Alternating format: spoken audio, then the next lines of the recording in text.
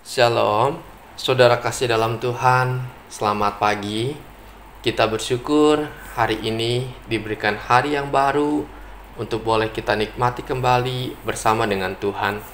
Bertemu kembali dengan saya dalam channel Sate Kristen. Mari saudara, sebelum kita merenungkan firman Tuhan, kita berdoa terlebih dahulu. Bapa di sorga, kami mengucap syukur untuk kasih pimpinan penyertaan-Mu di dalam kehidupan kami, di mana malam yang panjang, malam yang gelap, Engkau sudah sertai kami dan membangunkan pagi ini dengan kekuatan dan kesehatan yang baru. Terima kasih Tuhan, kami sungguh bersyukur kepadamu.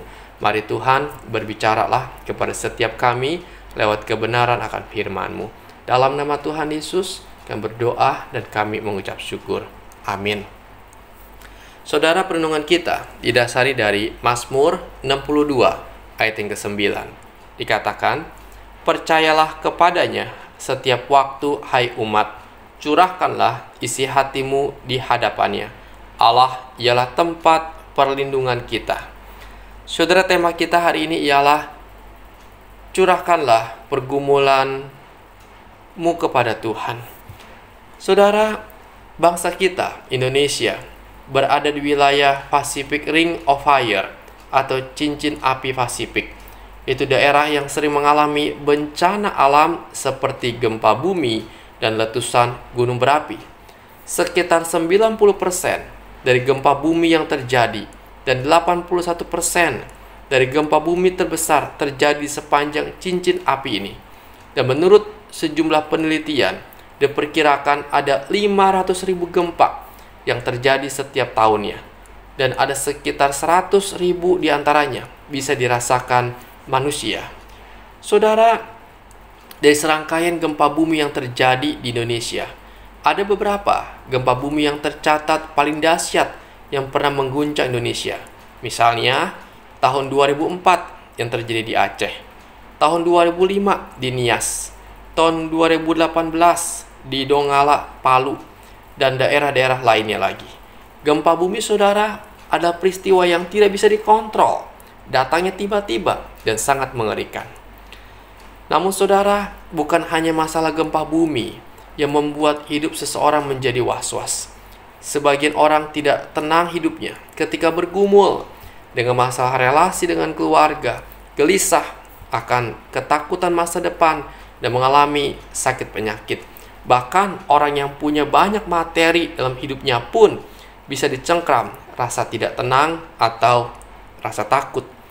Saudara, rasa tidak tenang selalu hadir dalam segala masa kehidupan manusia, termasuk dialami oleh seorang bernama Daud.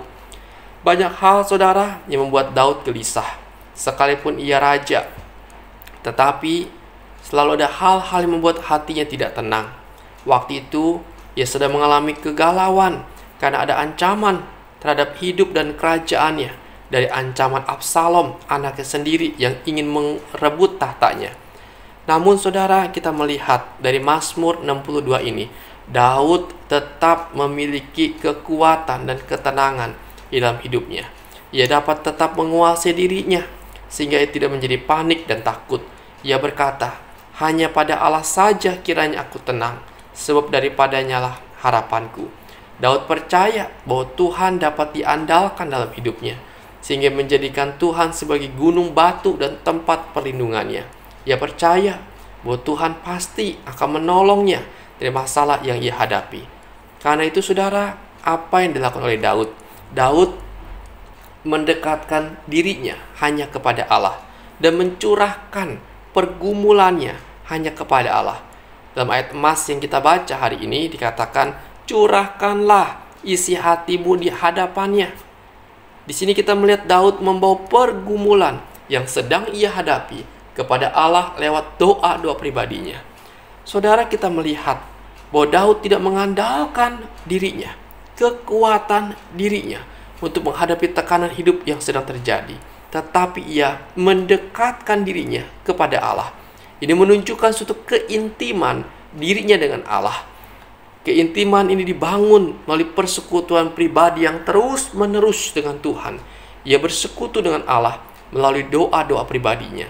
Ia mencurahkan isi hati dan pergumulan yang ia miliki hanya kepada Allah. Mungkin dengan cucuran air mata. Saudara, kita melihat dalam Mazmur ini, Daud tidak bergantung kepada kekuatannya. Daud tidak bergantung kepada manusia, tapi Daud hanya bergantung kepada Allah.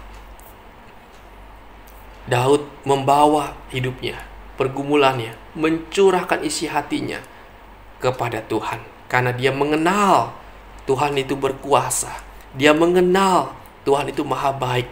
Dia mengenal Allah itu sempurna adanya. Saudara, ini diyakini oleh Daud. Sehingga dalam ayat 12 dikatakan, satu kali Allah berfirman, dua hal yang aku dengar, bahwa kuasa dari Allah asalnya, dan daripadamu juga kasih setia, ya Tuhan. Daud memiliki suatu keyakinan Allah itu maha kuasa dan Allah itu berlimpah dengan kasih dan setia. Karena itu dia membawa dan dia percayakan hidupnya hanya kepada Tuhan. Saudara, ini juga yang dialami oleh Rasul Paulus.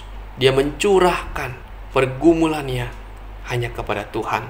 Kalau kita baca dalam Filipi 4 ayat 6 dikatakan, janganlah hendaknya kamu khawatir tentang apapun juga, tetapi nyatakanlah dalam segala hal keinginanmu kepada Allah dalam doa dan permohonan dengan ucapan syukur. Jelas saudara, Paulus pun berkata, mencurahkan keinginannya, permohonannya hanya kepada Allah. Saudara, ini yang Tuhan inginkan setiap kita. Ingat saudara perkataan Tuhan Yesus dalam Matius 11 ayat 28, marilah kepadaku semua yang letih lesu dan berbeban berat, aku akan memberikan kelegaan kepadamu. Tuhan yang akan memberikan kelegaan buat kita, ketenangan dan pertolongan. Karena itu datanglah kepada Tuhan dan percayalah Dia maha kuasa. Percayalah Dia baik, berlimpah dengan kasih dan setia. Saudara, kiranya renungan ini boleh memberkati saudara sekalian. Amin. Bapa di sorga, kami bersyukur untuk kebenaran-Mu hari ini. Meteraikan Tuhan di dalam hidup kami untuk boleh menguatkan iman kami, khususnya kami yang sedang lemah, kami yang sedang penuh dengan kecemasan, ketakutan. Biar firman-Mu yang hidup membawa kami datang mendekat kepada Engkau. Terima kasih Tuhan, berkati kehidupan kami sepanjang hari ini.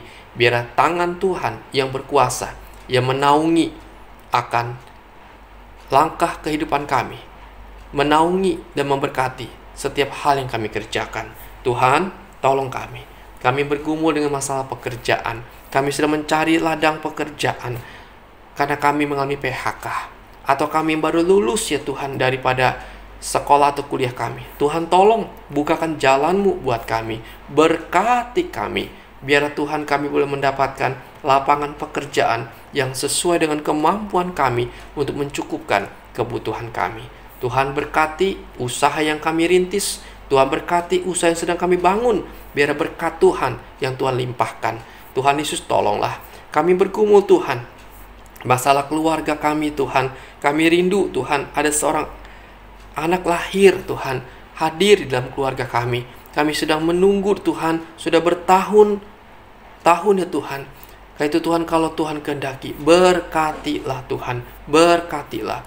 Dan biarlah Tuhan hadir seorang anak di dalam keluarga kami untuk menyempurnakan kesukacita di dalam keluarga kami. Tuhan buka jalan dan kami berharap kepada Engkau. Berkati hubungan kami dengan istri kami, dengan suami kami, dengan mertua dan keluarga besar. Berikan kami keharmonisan dan kebahagiaan untuk kami boleh menikmati kehidupan ini dan kami boleh memuliakan nama Tuhan.